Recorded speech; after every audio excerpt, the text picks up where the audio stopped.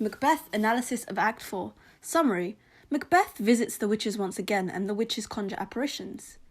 These apparitions make various prophecies and state that no man born from a woman will kill Macbeth, and that Macbeth will not die till the woods move. Macbeth finds out from the witches that Banquo's sons will indeed become king, as he sees a line of kings who are from Banquo's blood. Macduff then has fled, and Macbeth seizes the opportunity to kill Macduff's children and wife. Macduff proves his loyalty then to Banquo, and thus Malcolm gives his men to fight Macbeth. Macduff pledges to kill Macbeth and avenge the deaths of his family. In scene 1, first we see that the Macbeth visits the witches once again. The scene opens with the famous double, toil and trouble, which suggests the witches are casting a spell and suggests evil. This further proves to us the idea that the witches are indeed evil, as they start by conjuring an evil spell. The witches describe Macbeth as something wicked when he arrives. This suggests that Macbeth's character has changed. He is no longer the honourable character that was presented in the first act. He is now significantly changed and become something wicked, something evil. The witches manipulate Macbeth into asking for apparitions. They prey on his strong ambition and desire, and even to pretend to obey him by saying "speak" or "demand" and "will answer." Macbeth shows that he's no longer scared or worried about the witches. Instead, he threatens and commands them, threatening them with an internal curse. This shows that Macbeth, because of his ambition and because of his position, he now doesn't fear anyone or anything. The apparitions tell Macbeth of the future and use symbolism and metaphors to describe Macbeth's deep threats, tricking him into thinking he's safe. One of the apparitions was an armoured head apparition. The armoured head apparition tells Macbeth about Macduff. The fact that it's an armoured head symbolises that Macduff will actually decapitate Macbeth. A bloody child apparition then tells Macbeth about the idea that no man born of a woman can kill him. This represents Macduff, who was born by a caesarean section, will kill him. Finally, a child wearing a crown and carrying a cross tells Macbeth he cannot be beaten till Birnam Woods moves to Dunsinane Hill. This apparition could present Malcolm, so Malcolm is the child wearing a crown.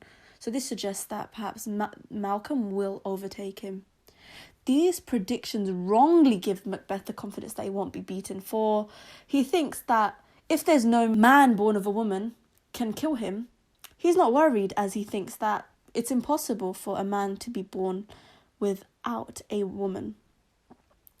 Furthermore, the fact that the woods move also gives him confidence, as he believes that woods cannot move. What he doesn't know here is that the apparitions are talking metaphorically. Macbeth then finds out from the witches that Banquo's sons will indeed become king, as he sees a line of witches who are from Banquo's blood.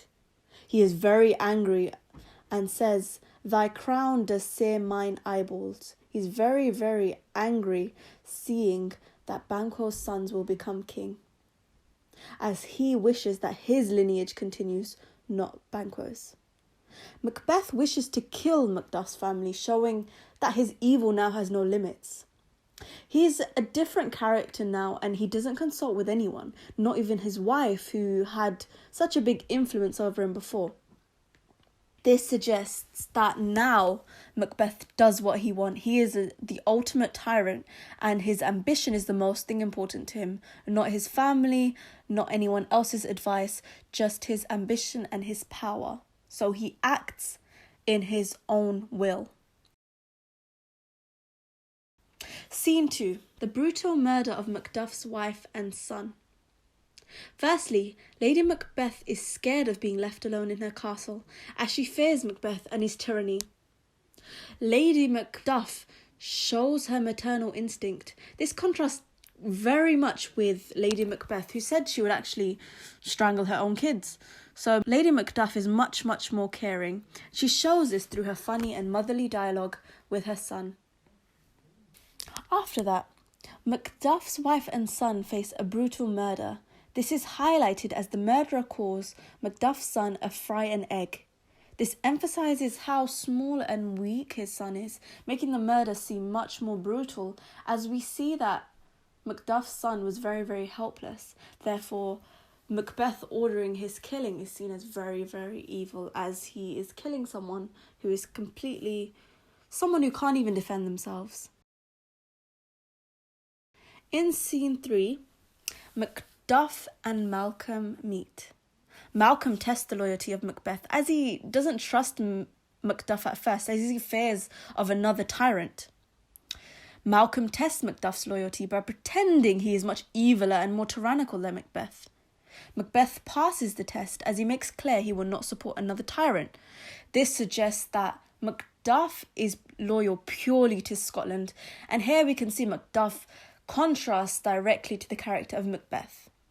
Macduff discovers that his family has been murdered.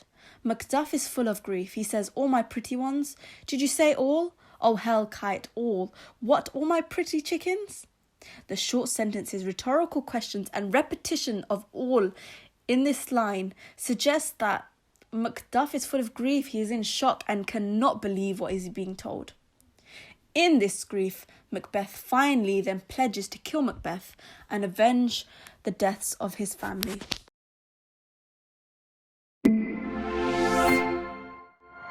I hope you found this video useful. Support us by liking, subscribing and sharing with your friends. If you have any questions, post it on our forum at examqa.com.